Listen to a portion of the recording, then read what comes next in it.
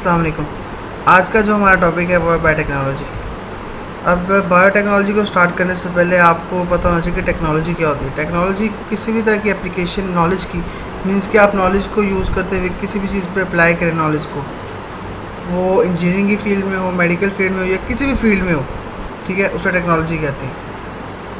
और अगर टेक्नोलॉजी में हम लिविंग ऑर्गेनिज्म को यूज़ करें for the benefit of human kind, मतलब कि लिविंग ऑर्गेनिज्म में कोई मॉडिफिकेशन करें टेक्नोलॉजी को यूज़ करते हुए, तो उसे बायोटेक्नोलॉजी कहते हैं। फॉर एग्जांपल हम माइक्रो ऑर्गेनिज्म यूज़ करते हैं योगर्ट के लिए, विनेगर के लिए, मेडिसिन के लिए, फर्मेंटेशन, टिश्यू कल्चर और जेनेटिक इंजीनियरिंग के लिए। उसके बाद जो सबसे पहला इसमें आता है वो डीएनए रेप्लिकेशन। अब जो डीएनए होता है, सबसे पहले कि ये होता कहीं, ये आपके सेल के न्यूक्लियस के अंदर मौजूद होता है, ठीक है। इसकी जो सबसे स्पेशल प्रॉपर्टी है, सबसे यूनिक प्रॉपर्टी, वो ये कि अपने आप को रेप्लिकेट कर लेता है, मतलब कि अपने आप को डबल कर लेता है। अब जो रेप्लिकेशन ऑफ डीएनए का जो प्रोसेस है, इसमें डीएनए अपनी कॉपीज़ बनाता है, मीन्स कि अगर ये 1 है तो 2 हो जाएगा।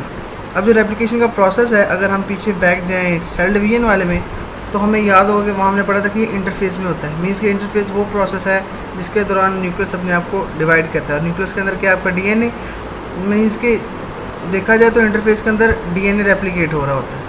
अब जो डीएनए रेप्लिकेशन का फर्स्ट स्टेप है, उसमें जो डीएनए वो अनवाइंड होता है, मीन्स कि जो डबल हेलिक्स स्ट्रक्चर था जो हमने पीछे पढ़ा था वो खुलेगा और सेपरेशन होगी 2 स्ट्रैंड्स की फ्रॉम ईच अदर, मतलब कि एक दूसरे के साथ मीन्स कि जो 2 इकट्ठे स्ट्रैंड्स बने हुए अलग अलग हो जाएंगे और ये एक ओपन जिपर बना देंगे। मीन्स कि जब अलग हो जाएंगे ना, तो जिस तरह जिप खुलती है उस तरह ये अलग अलग 2 हो जाएंगे। सेकेंड स्टेप में जो स्ट्रैंड्स होंगे वो नए स्ट्रैंड प्रोड्यूस करेंगे यूजिंग न्यू न्यूक्लियोटाइड्स। अब नए स्ट्रैंड्स बनना शुरू हो जाएंगे, जो 2 अलग हुए स्ट्रैंड्स उनके सामने नए स्ट्रैंड्स बनना शुरू हो जाएंगे। इस तरह एक मीन्स के नया डबल स्ट्रैंड प्रोड्यूस हो जाएगा जो बिल्कुल आइडेंटिकल कॉपी होगा अपने मीन्स के पेरेंट स्ट्रैंड की, ठीक है। उसके अंदर 2 डॉटर डीएनए मॉलिक्यूल्स बन जाएंगे, मतलब कि वो 2 अलग अलग होंगे, अनजिप होंगे, फिर उनके सामने न्यू न्यूक्लियोटाइड्स की मदद से 2 नए स्ट्रैंड्स बन जाएंगे और 2 हमारे पास डॉटर डीएनए आ जाएंगे। और जो ईच डॉटर डीएनए होगा वो बिल्कुल अपने पेरेंट की तरह होगा, मीन्स कि जो स्ट्रक्चर डीएनए का था ना पेरेंट का, जो डॉटर होगी उसका स्ट्रक्चर बिल्कुल वैसा होगा, मीन्स कि जो डॉटर डीएनए होगा उसका स्ट्रक्चर बिल्कुल पेरेंट डीएनए की तरह ही होगा। अब उसके बाद हमारा जो टॉपिक है वो introduction of the genes in bacteria, means के जीन्स के अंदर हम बैक्टीरिया को किस तरह इंट्रोड्यूस करवाते हैं। अब जो हमारे पास जो जीन है वो हमारे पास सेट ऑफ इंस्ट्रक्शन है, ठीक है, मीन्स की स्पेसिफिक प्रोटीन, स्पेसिफिक सब्सटेंस है जिसे हम प्रोटीन कहते हैं। अब ये स्ट्रक्चर और फिजियोलॉजिकल पर्पस के लिए हमारी बॉडी के अंदर मेन यूज़ होती है। अब जेनेटिक इंजीनियरिंग क्या है, ये एडवांस है जिसमें हम मीन्स जो साइंटिस्ट होते हैं वो स्पेसिफिक जीन को सिलेक्ट करते हैं, उसको आइसोलेट करते हैं, मीन्स के निकालते हैं एक ऑर्गेनिज्म से और उसे एक नए ऑर्गेनिज्म या किसी भी बैक्टीरिया में, किसी भी माइक्रो ऑर्गेनिज्म में इंसर्ट कर देते हैं अपने पर्पस के लिए।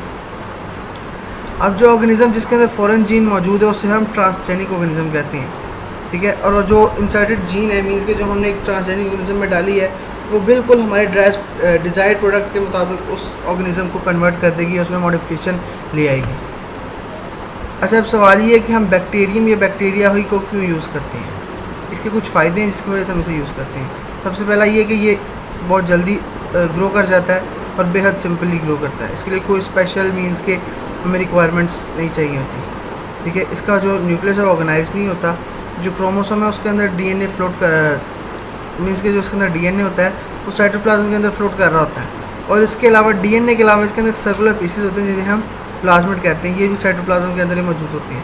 अब जो प्लाज्मिड है वो हम इजीली आइसोलेट कर सकते हैं बैक्टीरिया से, ठीक है, और उसके साथ हम उस मीन्स के जीन को अटैच कर देते हैं। अब जो प्लाज्मिड है वो फॉरेन जीन के मीन्स के कैरी कर रहा होता है और फॉरेन जीन के साथ अटैच होती है। इसकी एक और वजह ये है कि हम बैक्टीरिया को इसलिए यूज़ करते हैं कि इसको रिप्रोडक्शन साइकिल है, जो रिप्रोडक्शन रेट है वो बहुत ज़्यादा फास्ट है। अब जो साइंटिस्ट हैं वो मीन्स के जीन को बैक्टीरिया में इंसर्ट किस तरह करते हैं। तो सबसे पहला स्टेप वो ये कि जो inserting the gene in the bacterial cell in the is the identification and isolation of the gene of the desired protein for the donor organism. Means के सबसे पहले आप उस जीन को लोकेट करेंगे, उसको आइडेंटिफाई करेंगे, आइडेंटिफाई करने के बाद आप उस जीन के पीस को वहाँ से आइसोलेट कर लेंगे, मीन्स के निकाल लेंगे।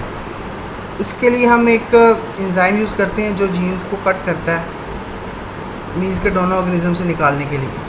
और जो आइसोलेटेड जीन होगी वो प्लाज्मा के साथ अटैच कर देंगे, ठीक है, और मीन्स के जो मीन्स के बैक्टीरिया के अंदर प्लाज्मा के साथ अटैच कर देंगे, उसे छोड़ देंगे। अब इसके लिए भी हम वही सेम एंजाइम यूज़ करेंगे जो हमने जीन को काटने के लिए यूज़ किया था। उसके बाद डीएनए जो होगा वो स्पेसिफिक साइट पे होता है, तो gene can be attach at the cut end of the plasmid. अब जो जीन होगी वो हम उस कट एंड पे, मतलब कि जहाँ से हमने उस प्लाज्मिड को काटा है उस पर अटैच कर देंगे, और the attach gene of the desired protein and the plasmid. अब जो जीन है ना उसके ऊपर हम डिज़ायर्ड प्रोटीन अपना लगा देंगे और वो प्लाज्मिड के अंदर मौजूद है, जो कि एक बैक्टीरिया के अंदर मौजूद है।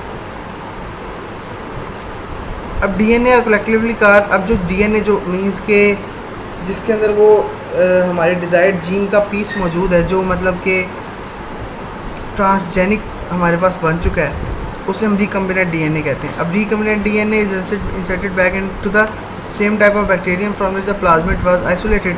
और वो बिल्कुल सेम टाइप ऑफ बैक्टीरिया के अंदर मौजूद होगा जिसके अंदर से हमने प्लाज्मिड निकाला था। The bacterium which take in the recombinant DNA called genetically modified bacterium और ट्रांसजेनिक बैक्टीरियम। अब जिसके अंदर वो रिकम्बिनेंट डीएनए मौजूद होगा उसे हम जीएम बैक्टीरियम भी कहते हैं, जेनेटिकली मॉडिफाइड बैक्टीरियम, या ट्रांसजेनिक बैक्टीरियम भी कहते हैं। अब जो जीएम बैक्टीरियम है मीन्स के जिसके अंदर हमारी डिज़ायर्ड जीन मौजूद है, जिसके प्लाज्मिड में वो डिवाइडिंग स्टार्ट करेगा अपनी, मीन्स की डिवाइड होना शुरू हो जाएगा और एक बैक्टीरियल कॉलोनी बना लेगा।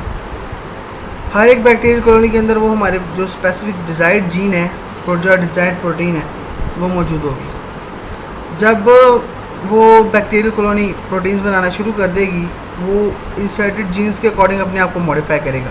मतलब कि जो हमने उसको इंस्ट्रक्शन दी हुई है प्लाज्मिड के थ्रू, वो उसके अकॉर्डिंग उसको मॉडिफाई करेगा और अपने आप को बनाना शुरू कर देगा। In the genetic engineering gene of various useful protein insulin enzyme for the synthesis of various medicine vaccines are inserted into the bacteria and desired proteins are obtained. अब इसे हम मुख्तलिफ तरीके काम ले सकते हैं, जैसे हम इंसुलिन बना सकते हैं या कोई दवाई बना सकते हैं या वैक्सीन्स इजीली हम बना सकते हैं, इस तरीके से।